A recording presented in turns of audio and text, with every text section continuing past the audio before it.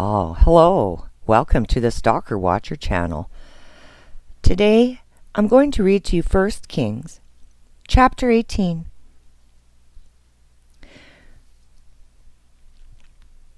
After a long time, in the 3rd year, the word of the Lord came to Elijah. Go and present yourself to Ahab, and I will send rain on the land. So Elijah went to present himself to Ahab. Now the famine was severe in Samaria, and Ahab had summoned Obadiah, who was in charge of his palace. Obadiah was a devout believer in the Lord. While Jezebel was killing off the Lord's prophets, Obadiah had taken 100 people and hidden them in 2 caves, 50 in each, and had supplied them with food and water. Ahab had said to Obadiah, "Go through the land to all the springs and valleys. Maybe we can find some grass to keep the horses and mules alive, so we will not have to kill any of our animals." So they divided the land. They were to cover, Ahab going in one direction and Obadiah in another. As Obadiah was walking along, Elijah met him. Obadiah recognized him, bowed down to the ground, and said, "Is it really you, my lord Elijah?" "Yes," he replied.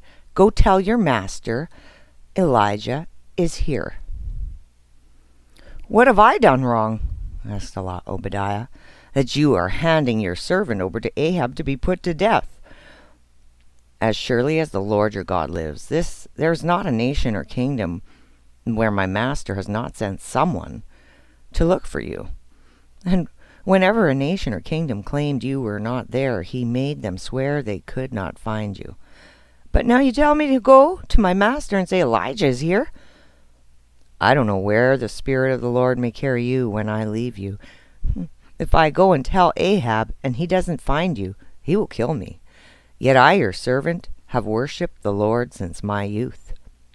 Haven't you heard, my lord, what I did while Jezebel was killing the prophets of the Lord? I had hidden 100 of the Lord's prophets in 2 caves, 50 in each, and supplied them with food and water.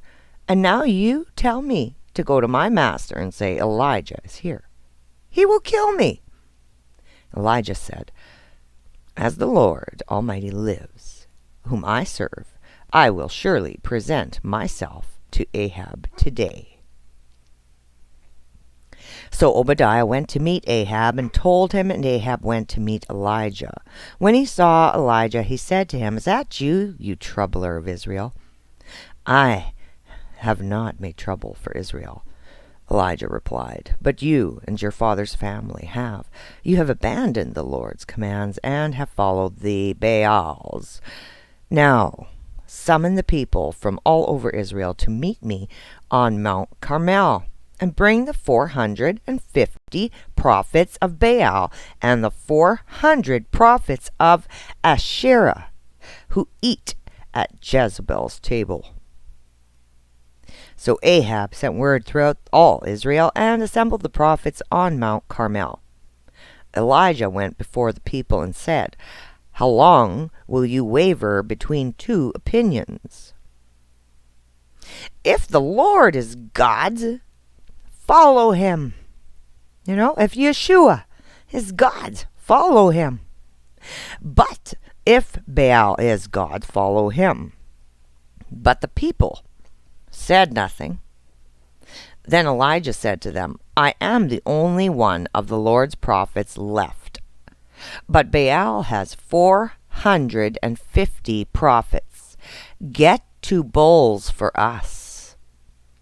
Let them choose one for themselves, and let them cut it into pieces and put it on the wood, but not set fire to it. I will prepare the other bull and put it on the wood, but not set fire to it.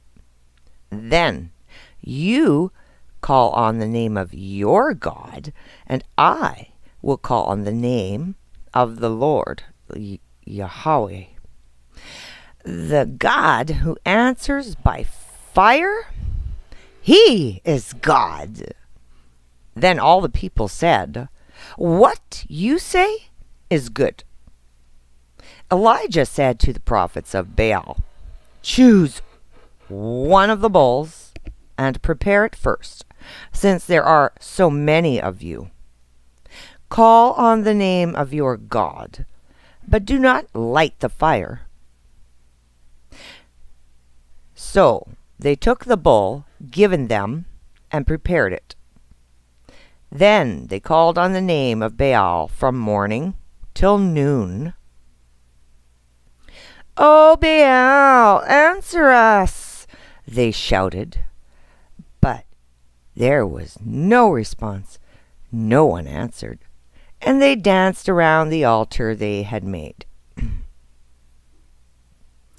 At noon, this is about 6 hours of this, Elijah began to taunt them. "Shout louder," he said. "Surely he's a god. Perhaps he's deep in thought, or busy, or traveling. Maybe he is sleeping and must be awakened." So they shouted louder and slashed themselves with swords and spears, as was their custom, until their blood flowed. Midday passed, and they continued their frantic prophesying until the time for the evening sacrifice. But there was no response. No one answered. No one paid attention. Then Elijah said to all the people, "Come here to me." They came to him, and he repaired the altar of the Lord, which was in ruins. Elijah took 12 stones, one for each of the tribes descended from Jacob, to whom the word of the Lord had come, saying, "Your name shall be Israel." With the stones he built an altar in the name of the Lord, and he dug a trench around it large enough to hold 2 seahs of seed. He arranged the wood, cut the bull into pieces, and laid it on the wood. Then he said to them, Fill 4 large jars with water, and pour it on the offering and on the wood." "Do it again," he said, and they did it again. "Do it a 3rd time," he ordered, and they did it the 3rd time. The water ran down around the altar and even filled the trench. At the time of sacrifice, the prophet Elijah stepped forward and prayed, "O Lord, God of Abraham, Isaac, and Israel, let it be known today that you are God in Israel, and that I am your servant and have done all these things at your command. Answer me, O Lord, answer me, so these people will know that you, O Lords, are God, and that you are turning their hearts back again." Then the fire of the Lord fell and burned up the sacrifice, the wood, the stones, and the soil, and also licked up the water in the trench. When all the people saw this, they fell prostrate and cried, "The Lord, He is God! The Lord, He is God!" Then Elijah commanded them, "Cease the prophets of Baal. Don't let anyone get away." They seized them, and Elijah had them brought down to the Kishon Valley and slaughtered there. And Elijah said to Ahab, "Go, eat and drink, for there is the sound of heavy rain." So Ahab went off to eat and drink. But Elijah climbed to the top of Carmel bent down to the ground and put his face between his knees. "Go and look toward the sea," he told his servant. And he went up and looked. "There is nothing there," he said. 7 times Elijah said, "Go back." The 7th time the servant reported, "A cloud, as small as a man's hand, is rising from the sea." So Elijah said, "Go and tell Ahab, hitch up your chariot and go down before the rain stops you." Meanwhile, the sky grew black with clouds. The wind rose, a heavy rain came on, and Ahab rode off to Jezreel. The power of the Lord came upon Elijah, and, tucking his cloak into his belt, he ran ahead of Ahab all the way to Jezreel.